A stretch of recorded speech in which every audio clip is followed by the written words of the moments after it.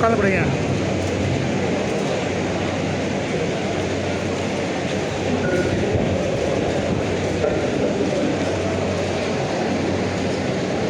நான் உட்காரண்ணா,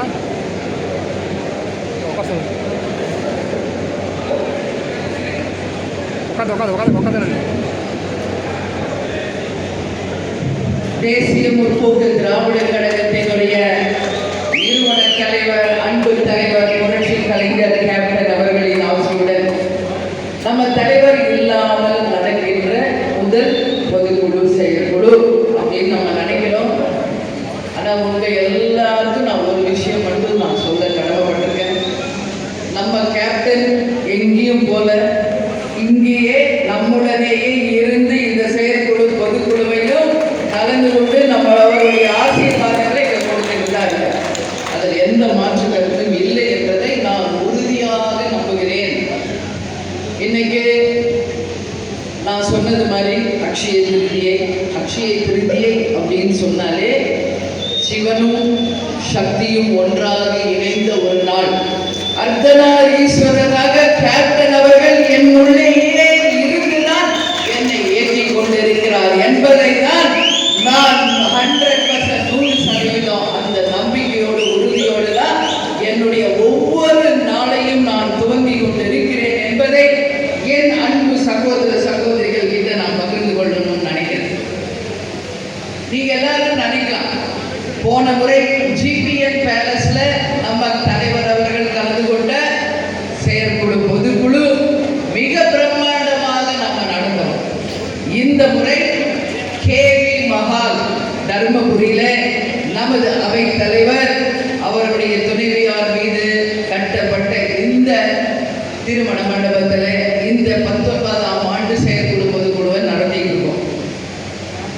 எப்பயுமே சென்னையில தான் நம்ம நடத்துவோம், ஒரு முறை காரைக்குடியில் நடத்தணும். சென்னை என்பது மட்டும் கிடையாது. இன்னைக்கு கேவி மஹால் தர்மபுரியில ஒரு கிராமத்துல கட்டப்பட்ட ஒரு கல்யாண மண்டபமா இருந்தாலும் தேசிய முற்போக்கு திராவிட கழகத்திற்கு இணை தேசிய முற்போக்கு திராவிட கழகம் தான் என்பதை இந்த செயற்குழு பொதுக்குழுவில் மாபெரும் வெற்றி பெற்றதில் நீங்க நிரூபிச்சிருக்கீங்க. கேப்டனை பொறுத்த வரைக்கும் ஏ சென்டர் ஹீரோ இல்லை, பிஎன்சி ஹீரோ. கிராமங்களை இருக்கக்கூடியவர், கிராம மக்களையும் கிராம இளைஞர்களையும் பெண்களையும் அவங்க நம்ம கேப்டனை தங்கள் வீட்டு மகனாகவே ஏற்றுக்கொண்டவர். அதனால இந்த முறை ஒரு கிராமத்தில் நான் பொதுச் செயலாளராக ஆன பிறகு கிராம மக்களை நானும் விரும்பக்கூடியவன். நானும் ஒரு கிராமத்தில் இருந்து வந்து விவசாய குடும்பத்திலிருந்து வந்துதான் இன்றைக்கு தலைவர் மனைவியாகி இன்றைக்கு உங்கள் ஆதரவோடு பொதுச் செயலாளராக இருக்க. அதனால இன்னைக்கு இந்த கிராம பகுதியில கேவி மஹால்ல 19ஆம் ஆண்டு நான் பொதுச் செயலாளராக பதவியேற்ற பிறகு நடக்கின்ற இந்த செயற்குழு பொதுக்குழுவை நான் ஒட்டுமொத்த விவசாயிகளுக்கும் கிராம மக்களுக்குமே இந்த செயற்குழு பொதுக்குழுவை நான் சமர்ப்பிக்கிறேன். ஏன்னா நம்ம தலைவரை பொறுத்த வரைக்கும் எப்போ கிராமங்கள் முன்னேறுகிறதோ அப்பதான் நம் தமிழ்நாடு முன்னேறியதாக ஒரு சரித்திரம் இருக்கும் என்பதில் உறுதியாக இருந்தால் அதில் எந்த மாற்று கருத்தும் இல்லை. அந்த வகையில் இன்னைக்கு கேவி மஹால் நம்ம செயற்குழு பொதுக்குழுவோட இன்னைக்கு துவங்கப்பட்டிருக்கிறது. டாக்டர் அவர்களுக்கும் அவர் துணைவியாருக்கும் மகனுக்கும் தேசிய முற்போக்கு திராவிட கழகத்தின் சார்பாக வாழ்த்துக்களை தெரிவித்துக் கொள்கிறோம். கேப்டன் கொடுத்த வாக்கு, தர்மபுரியில நிச்சயமாக செயற்குழு பொதுக்குழு நடத்தப்படும் என்று கேப்டன் கொடுத்த வாக்கு இன்றைக்கு கேப்டன் அருளால் இதே தர்மபுரியில நடந்தேறி இருக்கிறது. இன்னைக்கு தமிழ்நாட்டில் எத்தனையோ மாவட்டங்கள் இருக்கு.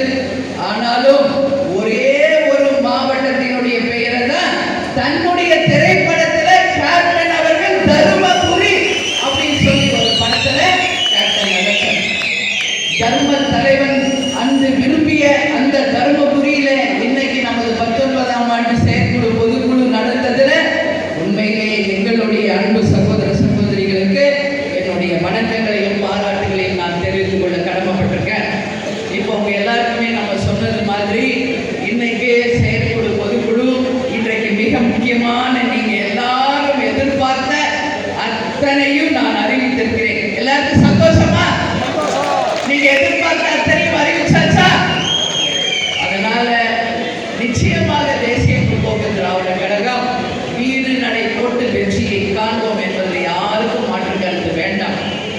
இப்போ சிவக்குழுந்து அவர்களுக்கு நான் மிகப்பெரிய ஒரு பொறுப்பை இன்னைக்கு அறிவிச்சிருக்கிறோம். ஜனவரி 9ஆம் தேதி சிவக்குழுந்து மற்றும் உம்மானார் அவர்களுக்கு மிகப்பெரிய பொறுப்பு. ஜனவரி 9ஆம் தேதி தேசிய முற்போக்கு திராவிட கழகத்தினுடைய மாபெரும் மாநாடு கடலூர் மாவட்டத்திலே நடத்தப்படும் சொல்லியிருக்கோம். ஏன்னா கடலூர் உங்க எல்லாருக்கும் நான் சொல்றேன், இது வரைக்கும் நம்ம அந்த மாநாடு நடத்தல. மக்களுக்காக மக்கள் பணி அப்படின்னு நடத்துறோம். தமிழ்நாடு முழுக்க நடத்தும் பொழுது நம்பர் 1 இடத்தை பிடித்தது மக்களுக்காக மக்கள் பணியிலே கடலூர் மாவட்டம் தான். தலைவருக்கு முதல் வெற்றியை கொடுத்த மாவட்டம், கேப்டன் கோட்டை என்று அழைக்கப்படும் கடலூர் மாவட்டம்.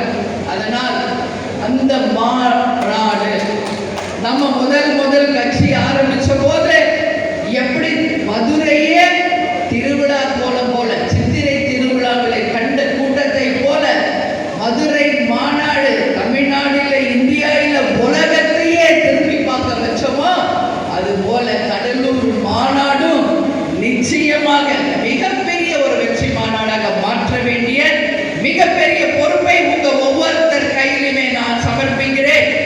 வெற்றி மாநாடா மாற்றுவீங்களா? மிகப்பெரிய வெற்றி மாநாடா மாற்றுவீங்களா? ஏன்னா உங்களுக்கே தெரியும், சமீப காலமா நம்ம எந்த மாநாடும் நடத்தல.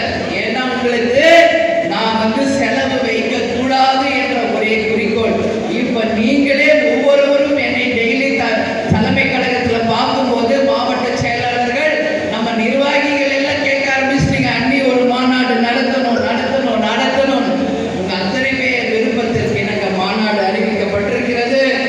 அது மீண்டும் ஒரு சரித்திரத்தை படிக்கணும். நான் எப்பவுமே கேப்டன்ல சொல்வேன், நம்ம நடத்துற இதுவரைக்கும் மாநாடுகளோ பொதுக்கூட்டங்களோ யாரும் நடத்துறது கிடையாது. ஏன்னா அவங்க எல்லாம் காசும், நான் எப்பவும் சொல்றேன், சோறும் பீரும் எல்லாம் கொடுத்து கூப்பிட்டு வருவாங்க. ஆனா இது உண்மை கூட்டம். இது கேப்டன் என்கின்ற ஒருவருக்கு கிடைச்ச உண்மையான கூட்டம். அதனாலதான் நான் சொல்றேன், மீண்டும் நம்ம சரித்திரத்தை நாம மட்டும்தான் முறியடிக்க முடியும், வேற யாராலையும் முறியடிக்க முடியாது என்கின்ற சரித்திரத்தை கடலூர் மாநாட்டில் நாம் நிரூபிக்க வேண்டும் என்பதை இந்த நேரத்தில் நான் சொல்றேன். அதே மாதிரி இன்றைக்கு நீங்க மேடையில அமர்ந்திருக்காங்கல்ல, அனைவருக்கும் புதிய பதவி ஏற்ற அனைவருக்கும் தேசிய முற்போக்கு திராவிட கழகத்தின் சார்பாக, நம்ம கேப்டன் சார்பாக, உங்கள் பொதுச் செயலாளர் உங்க அண்ணியின் சார்பாக மனமார்ந்த வாழ்த்துக்களை இந்த நேரத்திலே நான் தெரிவித்துக் கொள்வதிலே உண்மையிலேயே மகிழ்ச்சி அடைகிறேன். இப்போ துணை செயலாளர்களாக 4 பேர், அவைத்தலைவரும் கொள்கை பயிற்சி செயலாளரும் நானும் மீண்டும் இந்த வாட்டி மீண்டும் தேர்ந்தெடுக்கப்பட்டிருக்கிறோம். மீண்டும் 2-3 சுதீஷ் துணை செயலாளராக இருந்தாரு, இன்னைக்கு பொருளாளராக பதவியேற்றிருக்கார். சுதீஷ் பத்தி உங்களுக்கெல்லாம் எங்க கல்யாணத்துக்கு அப்புறம் தான் தெரியும். நான் ஒரு விஷயத்தை உங்ககிட்ட ஏன் தம்பியா ஏன் சகோதரன் நான் ஒரு சில விஷயத்தை நான் பகிரணும். சுதீஷ் பொறுத்த வரைக்கும் பார்த்தீங்கன்னா வெரி குட் அட்மினிஸ்ட்ரேட்டர். ஒரு நிர்வாகத்தை அவர் கையில் ஒப்படைச்சா அதுக்காக டெடிகேட்டடா நைட் அண்ட் டே உழைச்சி அதை சக்சஸ் ஆகிற வரைக்கும் தூங்க மாட்டார். வெரி வெரி சின்சியர் அட்மினிஸ்ட்ரேட்டர் தான் தம்பி அப்படின்றது நான் பெருமையோடு இந்த நேரத்தில் இந்த செயல்பட்டு நான் சொல்ல கடமைப்படுறேன். வெரி டிசிப்ளின், அதுவும் financially is very very very discipline, very plan.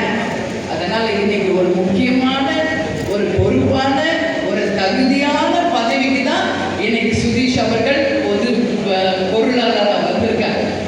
சொன்ன உடனே எல்லாரும் நான் 23 லட்சம் கொடுக்குறேன், 25 லட்சம் கொடுக்குறேன், 50 லட்சம் சொல்லிட்டீங்க, உணர்ச்சி வேசப்பட்டு சொல்லிட்டீங்க. சின்ன ஏதோ உணர்ச்சி வேகத்தில் சொல்லிட்டீங்களா என்னன்னு தெரியல. எதுவாக இருந்தாலும் அந்த மனசு இருக்குல்ல, அறிவிச்சுட்டீங்க. அந்த மனசுக்கு தேசிய முற்போக்கு திராவிட கழகத்தின் சார்பாக உங்கள் அனைவருக்கும் என் பாராட்டுகளை நான் தெரிவிச்சுக்கிறேன். உறுதியாக இந்த மனசுகளுக்கு பணம் முக்கியம் கிடையாது, இந்த மனசுகள் தான் முக்கியம். இந்த ஒரு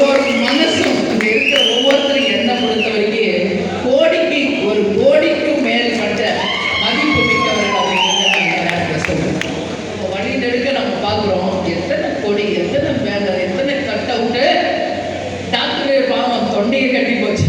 ஒரு 10 நாள் அவர் சாப்பாடு இல்லை, தூக்கம் இல்லை, உழைப்பு. பாட்சாதியும் இங்க வந்துட்டார். அதே மாதிரி பார்த்த சாரதிக்கு நீ பாருங்க, தலைமை கழகத்துல தலைமை செயலாளர். நான் யூஸ்வலாவே எந்த மீட்டிங்கு போனாலும் பாட்சாதியை கூடயே வருவார். ஒரு வாட்டி நான் பாட்சாதியை பத்தி இன்ட்ரோடியூஸ் பண்ணும்போது துணை செயலாளர் என் வாயில வந்ததே. எப்போ நான் சொன்னாலும் தலைமை கழக செயலாளர் பார்த்த சாரதி, தலைமை கழக செயலாளர் பாட்சாதின்னு தான் சொல்லுவார். அது இன்றைக்கு மீண்டும் நிரூபிக்கப்பட்டிருக்கிறது. ஒட்டுமொத்த தலைமை கழகத்திற்கு அவர் இன்னைக்கு செயலாளராக பதவி ஏற்றிருக்கிறார். அதனால் அவருக்கும் மனப்பூர்வமான வாழ்த்துக்களை நாம் தெரிவித்துக் கொள்ள கடமைப்பட்டிருக்கிறோம். 4 துணை செயலாளர்களும் விசுவாச ஆண்டில அக்ஷய திருதியிலே அள்ள புரியாத விசுவாசத்திற்கும் நம்பிக்கைக்கும் உரியவர்களாக கழக நிர்வாகிகளும் தொண்டர்களும் இருக்கணும் சொல்லி இந்த நேரத்தில் நான் கடவுளை வேண்டிக்கிறேன். அதே மாதிரி இப்போ ஐடி விங்கு நம்ம பலப்படுத்துகிறோம். இப்போ செந்தில் இந்த துணை செயலாளர் ஆனதுனால ஐடி விங்குக்கும் இங்க இருக்கிற நிறைய பேருக்கும் மாற்றம் வருது. எல்லாமே நாளை இல்லை நாளை மறுநாள் கண்டிப்பாக அணிகளுடைய அறிவிப்பும் வெகு விரைவிலே வர இருக்கிறது என்பதை நான் தெரிவிச்சுக்கிறேன். நாளைக்கு மேடையில தொழிற்சங்கத்தின் சார்பாக நம்ம தலைமை கழகத்திலே நாம் எப்பொழுதும் கொண்டாடுவது போல தொழிலாளர் தினம் கொண்டாட இருக்கிறோம். விஜய் பிரபாகர் அவர்கள் 3 நாளைக்கு சென்னையில தான் இருப்பாரு. நீங்க புதிய நிர்வாகிகள் பதவியேற்றவர்களை சந்திக்கணும், வாழ்த்து சொல்லணும்னா சுதீஷ் இருக்காரு, பார்சாதி இங்க இருக்கின்ற 9 பேருக்கும் விஜய் பிரபாகருக்கும் தலைமை கழகத்துல தான் இருப்பாங்க. நீங்க வந்து சந்திங்க, வாழ்த்து சொல்லுங்கள், உங்களுடைய கருத்துக்களை அவங்களோட பகிர்ந்து கொள்ளுங்கள், புகைப்படம் எடுத்துக் கொள்ளுங்கள் என்பதை நானே இந்த நேரத்தில் எல்லோருடையுமே சொல்ல கடமைப்பட்டிருக்கேன். அது மட்டும் இல்லாம மாநிலம், மாவட்டம், தொகுதி பொறுப்பாளர்கள் வெகு விரைவிலே நாம் அறிவிக்க இருக்கிறோம். பூத் கமிட்டி சீக்கிரமாக அமைத்து கொடுக்கணும்னு சொல்லி எவ்வளோ நான் பேசுறேன்றதும் இருக்கிற ஒவ்வொருத்தருக்கும் அது தெரியும். அதை வெகு விரைவில் சீக்கிரம் முடிச்சு தரணும்னு நான் கேட்டுக்கிறேன். நீங்க முடித்து கொடுத்தவுடன் 234 தொகுதிகளுக்கும் தொகுதி பொறுப்பாளர்கள் அறிவிக்கப்பட்டு விஜய பிரபாகரனும் நானும் சொன்னது போல தமிழகம் முழுவதும் பட்டி தொட்டி எங்கும் 234 தொகுதிகளுக்கும் நேரடியாக வந்து நமது கழகத்தினரையும் நமது மக்களையும் சந்தித்து மிகப்பெரிய ஒரு எழுச்சி சுற்றுப்பயணமாக அது அமையும் என்பதை சொல்றேன். அதை மிக தெளிவாக பிளான் பண்ணி மிக சிறப்பாக அந்த திட்டத்தை வகுத்து பிறகு தலைமை கழகம் அதற்கு உங்களுக்கு அறிவிக்கும் என்பதையும் இந்த நேரத்தில் உங்களுக்கு சொல்றேன். அதே மாதிரியாக தமிழகம் முழுவதும் நான் ஏற்கனவே சொன்ன மாதிரி கொடிகள் எங்கெல்லாம் கவர்மெண்ட் அனுமதிக்கலையோ அது பிரச்சனை இல்லை, அனுமதிக்கும் இடத்தில் மிக கொடி கம்பங்களும் கேப்டன் சிலையையும் அமைத்து கழகத்தின் வளர்ச்சிக்கு மீண்டும் ஒரு கிண்ண சாதனையை உருவாக்கணும்னு நான் கேட்டுக்கிறேன்.